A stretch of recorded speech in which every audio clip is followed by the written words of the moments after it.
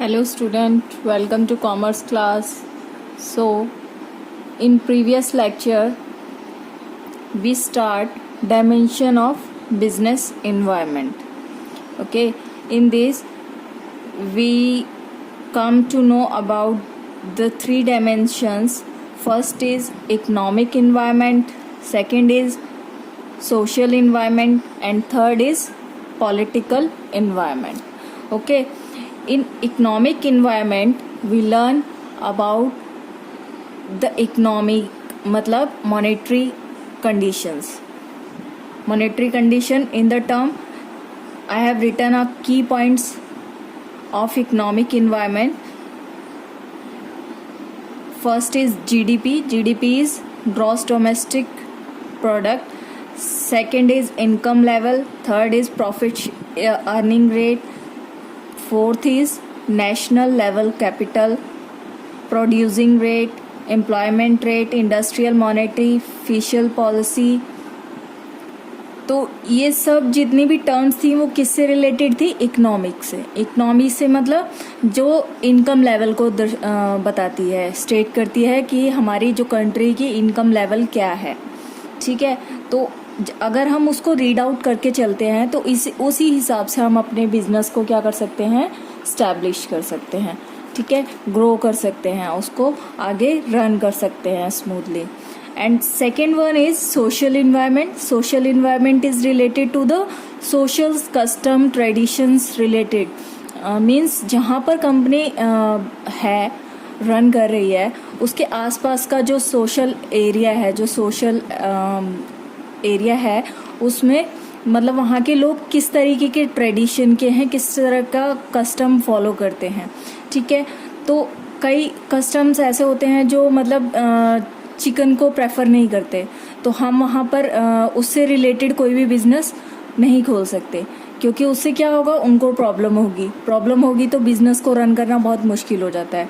इसलिए क्या social environment क्या होता है, उसको स्टडी कर उसके हिसाब से जो वहाँ के लोगों को के ट्रेंड में है, जो उनका कस्टम है, उसका ट्रेडिशन है, उसके हिसाब से हमें अपनी कंपनी को रन करना चाहिए. ठीक है, वहाँ का स्टैंडर्ड ऑफ लिविंग कैसा है, ठीक है, वहाँ के टेस्ट एंड प्रेफरेंस क्या है, एजुकेशन लेवल कैसा है, वुमेन एम्पावरमेंट क्या है और लाइफ स्टाइल कैसा है. ठीक है, ये इसके की पॉइंट थे. मैंने बताया था ये जो की पॉइंट है इन्हीं से रिलेटेड क्या होता है, कई बार केस स्टडी आती है जिसमें अगर आपको ये की पॉइंट्स क्लियर हैं तो डायमेंशंस के, तो आपको केस स्टडी सॉल्व करने में प्रॉब्लम नहीं होगी. क्लियर है. And third one is political environment. Political environment is related with government affairs. ठीक है, मतलब पॉलिटिकल इन्वायरमेंट में क्या होता है, जैसे कि अगर गवर्नमेंट ने पॉलिसी बना दी कि ठीक है हम फॉरेन से इंपोर्ट एक्सपोर्ट करेंगे, मींस फॉरेन से रिलेटेड जितने भी लेन देन होगा उसकी क्या पॉलिसीज़ होगी. ठीक है, तो वो क्या हुआ, गवर्नमेंट अफेयर हुआ. अब बिजनेसमैन खुद तो नहीं कर सकता ना. बिजनेसमैन अगर वो खुद चाहे कि वो फॉरेन से माल मंगा ले तो वो क्या मंगा सकता है? नहीं. उसमें क्या होगा, गवर्नमेंट इंटरफेयर करेगी. लेकिन उस पॉलिटिकल इन्वायरमेंट क्या होता है, पॉलिटिकल इन्वायरमेंट होता है जिसमें हमें गवर्नमेंट के कुछ लॉज बने हुए हैं, ठीक है, कुछ पॉलिसीज़ बनी हुई हैं जिसके अकॉर्डिंग हमें अपने बिजनेस को रन करना होता है. ठीक है, क्लियर है. थर्ड वन, तो इसमें की पॉइंट्स क्या थे, गवर्नमेंट अफेयर से रिलेटेड होता है जैसे कि स्वच्छ भारत अभियान, उसके बाद skill India, and fourth one is foreign policy and it's affect. ठीक है, and legal environment, fourth one is legal environment. Legal environment भी मैंने एक्सप्लेन कर दिया था आपको.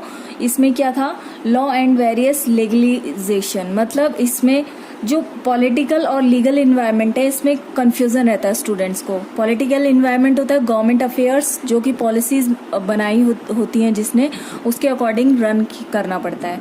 और लीगल इन्वायरमेंट क्या होता है, लीगल इन्वायरमेंट होता है इसमें पॉलिसीज नहीं बनी होती, इसमें हमें एक पर्टिकुलर लॉ क्या करना पड़ता है, फॉलो करना पड़ता है. ठीक है, कुछ लीगल फॉर्मेलिटीज होती हैं उन्हें पूरा करना पड़ता है.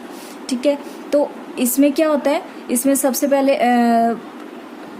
पहले क्या है, इसमें policies for foreign trade laws means जैसे अब पॉलिटिकल इन्वायरमेंट में था, क्या था, foreign policy and its effect, कि अगर फॉरेन से अगर कुछ भी हम प्रोडक्ट को मंगाएंगे या वहाँ पर भेजेंगे तो उसकी अफेक्ट क्या होंगे, ठीक है, उससे रिलेटेड पॉलिसीज़ क्या होंगी। लेकिन जो लीगल इन्वायरमेंट है, लीगल इन्वायरमेंट में हम कौन सी पॉलिसीज़ मेक करते हैं जो फॉरेन ट्रेड के लॉज से रिलेटेड है, मतलब उसके लिए लॉज क्या अप्लाई करने पड़ेंगे, कि उसकी जो एक्सरसाइज ड्यूटीज़ हैं, ठीक है, वो हमें क्या करनी पड़ेगी, पे करनी पड़ेगी, उन सब लॉ को फॉलो किया जाता है। इसमें कुछ लीगल जो हमारी रिक्वायरमेंट होती हैं वो हमें इसमें फॉलो करनी होती हैं। क्लियर है? 4 डायमेंशंस, फर्स्ट क्या थी, economic environment, social environment second one, and third one is political environment, and fourth one is legal environment. And now come and last our today topic start from this dimension is technological environment. Technological environment के से related case study जब भी आती है तो clear हो जाता है, क्योंकि ये इन चारों से डिफरेंट है, ठीक है। टेक्नोलॉजिकल नाम से ही पता चल रहा है, जिसमें टेक्निक्स के बारे में होता है, ठीक है। मीन्स सबसे फर्स्ट की पॉइंट इसके नोट कर लेना आप। की पॉइंट फर्स्ट क्या है, इनोवेशन एंड इन्वेंशंस, मतलब जिसमें हम टेक्निक से रिलेटेड क्या करते हैं, नई नई जो टेक्निक्स चेंज होती हैं उनको रीड आउट करते हैं, ठीक है। And development in IT sector, IT sector सबको पता ही होगा, जो सॉफ्टवेयर से रिलेटेड होता है उसको हम बोलते हैं, ठीक है। उसमें क्या क्या चेंज आए हैं, ठीक है, आईटी सेक्टर्स में, जिसकी वजह से टेक्निक्स चेंज हुई हैं, नई नई टेक्निक्स आई हैं, इन्वेंशन हुई हैं, ठीक है, उनको रीड आउट करके चलना होता है। उसके बाद है use of heavy machinery, machineries का यूज़, जो बहुत बड़ी बड़ी मशीनरीज़ हैं उनको कैसे यूज़ किया जाता है, ठीक है। Turning labour intensive technique of production into capital intensive technique. अब ये जो पॉइंट है, इस पॉइंट का क्या मतलब है, इस पॉइंट का मतलब है कि देखने से, पढ़ने से तो लग रहा है कि ये इकोनॉमिक इन्वायरमेंट से रिलेटेड है, क्योंकि इसमें क्या है, लेबर इंटेंसिव टेक्निक से हमें क्या होगा, मनी अर्न होगी, ठीक है। जो कैपिटल इंटेंसिव टेक्निक्स, कैपिटल जिससे हमारे कैपिटल में कंट्रीब्यूशन होगा। लेकिन इसमें हमें बात की गई है कि लेबर इंटेंसिव क्या है, एक टेक्निक है, मतलब एक तो होता है हम मशीनरी से काम करते हैं, ठीक है, कंपनी में, एक होता है जो काम हम लेबर से करा सकते हैं। कई ऐसे काम होते हैं जो हम लेबर और मशीनरी दोनों से कर सकते हैं, लेकिन कंपनी ये डिसाइड करती है कि वो लेबर इंटेंसिव टेक्निक अपनाएगी या फिर मशीनरी इंटेंसिव टेक्निक अपनाएगी, ठीक है।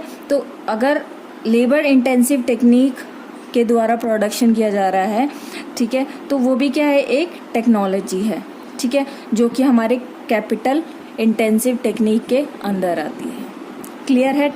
टेक्नोलॉजिकल इन्वायरमेंट, टेक्नोलॉजिकल इन्वायरमेंट में क्या होता है, हमें जो प्रेजेंट जो टेक्निक चल रही है उसके अकॉर्डिंग हमें उसको रीड आउट करके चलना पड़ता है, ठीक है। हम उसको अपने, जब तक हमें टेक्निक्स के बारे में नॉलेज नहीं होगी तो हम क्या करेंगे, हम अपने बिजनेस को अच्छे से रन नहीं कर पाएंगे। और जैसा कि हमें पता है कि मार्केट में कंपटीशन है, तो कंपटीशन में हमें अगर स्टैंड करना है तो हमें हर टेक्निक्स के बारे में पता होना चाहिए, अपडेट होना चाहिए कि इस बार क्या टेक्निक, न्यू टेक्निक क्या चल रही है, जिसके अकॉर्डिंग हम अपने बिजनेस को और बेटर बना सकते हैं। तो ये जो 5 डायमेंशंस हैं, इनके अकॉर्डिंग इस इन्वायरमेंट को रीड आउट करके, इन डायमेंशंस को रीड आउट करके ही एक कंपनी क्या कर सकती है, अकॉर्डिंगली अपने आप को चेंज कर सकती है और ग्रो कर सकती है, और कॉम्पिटिटर मार्केट में अपने आप को रन कर सकती है। क्लियर है? ठीक है, तो now we start our new topic is features of new economic policies 1991। ठीक है, ये 1991 में एक इकोनॉमिक पॉलिसी बनी थी, ठीक है। उसके फीचर्स हैं, सबसे फर्स्ट फीचर है लिबरलाइजेशन। लिबरलाइजेशन का मतलब क्या है? लिबरलाइजेशन का मतलब है, जब ये 1991 में बनाया गया लिबरलाइजेशन, तो इसमें क्या किया गया, इसका मतलब था कि जैसे end of the licence quota, मतलब पहले के टाइम में क्या था कि हमें हर जो भी बिजनेस शुरू करना था हमें उसके लिए लाइसेंस बनवाना पड़ता था, बहुत सारी रिस्ट्रिक्शंस थी, ठीक है, कंट्रोल था, जिसकी वजह से इंसान अगर सोचता भी था बिजनेस खोलने के लिए तो वो मतलब उसको बहुत सारी फॉर्मेलिटीज़ पूरी करनी पड़ती थी, इसलिए वो मतलब जल्दी से अपना बिजनेस खोलने की सोचता नहीं था, ठीक है। इसलिए पहले के टाइम में आपने देखा होगा कि लोग ज़्यादातर मतलब गवर्नमेंट जॉब में जाना चाहते थे, ठीक है। तो इसमें क्या है, या फिर किसान या इस तरीके की जॉब में ज़्यादा थे पहले के लोग, लेकिन जैसे ही लिबरलाइजेशन आया तो उसमें क्या किया, उसमें इसने लाइसेंस कोटे को ख़त्म कर दिया, ठीक है। मतलब कुछ गिने चुने ही ऐसी बिजनेस बचे जिसमें लाइसेंस की ज़रूरत पड़ती है, जैसे कि अब लिक्विड फैक्ट्रीज जो होती हैं उन्हें लाइसेंस चाहिए होता है। अब जैसे मेडिकल से रिलेटेड शॉप्स होती हैं या फैक्ट्री होती है तो उसको लाइसेंस चाहिए होता है, लेकिन जो नॉर्मल कंपनीज हैं उनको उसके लिए लाइसेंस, जैसे गारमेंट्स कंपनी है या कुछ है तो उसके लिए उनको लाइसेंस की ज़रूरत नहीं होती, कोई भी रिस्ट्रिक्शन या कंट्रोल नहीं होता, वो चाहें तो खोल सकते हैं, बस कुछ थोड़ी बहुत लीगल फॉर्मेलिटीज़ होती हैं, एग्रीमेंट्स होते हैं जो कि नॉर्मल हैं, जो उन्हें पूरा करने पड़ता है, ठीक है। एंड सेकेंड मेन पॉइंट क्या है इसके अंदर, फ्री एक्सपेंशन एंड कॉन्ट्रैक्शन, ठीक है। मतलब फ्री एक्सपेंशन का मतलब है अगर कोई अपने बिजनेस को बढ़ाना चाहता है, ठीक है, यानी कि अब किसी की गवर्नमेंट की शॉप्स है उसके साथ साथ वो आगे अपनी मेडिकल शॉप खोजना, अगर वो आगे अपनी कॉस्मेटिक शॉप खोलना चाहता है, ठीक है, तो मतलब अपने बिजनेस को एक्सपेंड करना चाहता है तो वो कर सकता है। और कॉन्ट्रैक्शन का मतलब अगर कोई अपने बिजनेस को छोटा भी करना चाहता है तो वो फ्रीली उसको छोटा भी कर सकता है, स्मॉल भी कर सकता है, ठीक है। तो इसमें वो किसकी वजह से पॉसिबल हुआ, लिबरलाइजेशन की वजह से। उसके बाद है liberal policy in export and import. पहले क्या था कि एक्सपोर्ट और इम्पोर्ट बहुत कम होता था, ठीक है। क्यों होता था, क्योंकि उसमें बहुत सारा कंट्रोल था, रिस्ट्रिक्शंस थी। लेकिन जब लिबरलाइजेशन हुआ उसकी पॉलिसीज़ बनाई गई, लिबरलाइजेशन की पॉलिसीज़ बनाई गई कि इंपोर्ट और एक्सपोर्ट किस हिसाब से किया जाएगा, तो उसके बाद इंपोर्ट एक्सपोर्ट करना बहुत ही इजी हो गया, ठीक है। उसके बाद है हमारा free movement of goods and services, freedom in fixing prices, ठीक है। नेक्स्ट वन क्या है हमारा, free movement of goods and services, मतलब गुड्स एंड सर्विसेज को हम फ्रीली कहीं पर भी भेज सकते थे, इंपोर्ट कर सकते थे और वहाँ से एक्सपोर्ट भी कर सकते थे, ठीक है। और freedom in fixing prices, freedom in fixing prices का मतलब क्या है, जैसे कि मान लो कि जैसे अब कोई भी शॉप है या शोरूम्स हैं, वो क्या करते हैं कि वो अपने क्लोथ्स को या किसी भी प्रोडक्ट को बेचना चाहते हैं तो वो उसे 10% डिस्काउंट पे बेच सकते हैं, ठीक है। अपने हिसाब से क्या करते हैं, वो प्राइस को फिक्स कर सकते हैं। पहले के टाइम में ऐसा नहीं था, पर वो कब आया, जब लिबरलाइजेशन हुआ। क्लियर है। Next one is privatisation. Privatisation में क्या था, प्राइवेटाइजेशन का मतलब होता है, पहले क्या था, मोस्टली जो फर्म्स थी वो गवर्नमेंट के अंडर थी, मतलब वो पब्लिक थी, ठीक है, जिसमें प्राइवेट सेक्टर नहीं था, प्राइवेट सेक्टर बहुत कम था।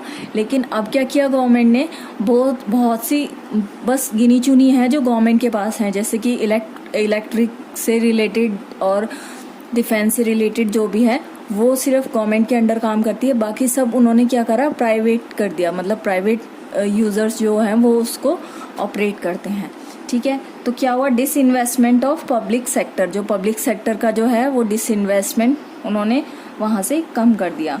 सेटिंग अप BIFR की फुल फॉर्म क्या होती है, board of industrial and financial reconsideration, मतलब उन्होंने एक ये फॉर्म बनाई, board of industrial and financial reconstruction, जो कि ये देखती थी कि पब्लिक सेक्टर और की कितनी फर्म्स हैं जिनको उन्हें क्या करना है, प्राइवेट करना है, मतलब उनकी देख रेख करती थी कि वो ठीक से चल भी रही हैं प्राइवेटाइजेशन करने के बाद या नहीं चल रही हैं, तो उसको उस हिसाब से सजेशन किया जाता था।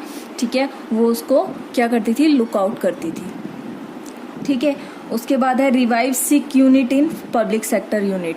मीन्स रिवाइव करना मतलब जो अगर कंपनीज बंद होने के कगार पर है, जिसको हम रिकवर नहीं कर सकते, तो उसको बंद कर दिया जाता था। और जिसको अगर लॉस में चल रही है वो, और लेकिन उसको रिकवर किया जा सकता है, तो उसको क्या करते हैं, हम उसमें रिकवर भी कर सकते हैं, पब्लिक या प्राइवेट करके। ठीक है, उसे बोलते हैं प्राइवेटाइजेशन। ठीक है, क्लियर है? तो आज के लिए इतना ही। Thank you, and please like and subscribe my channel.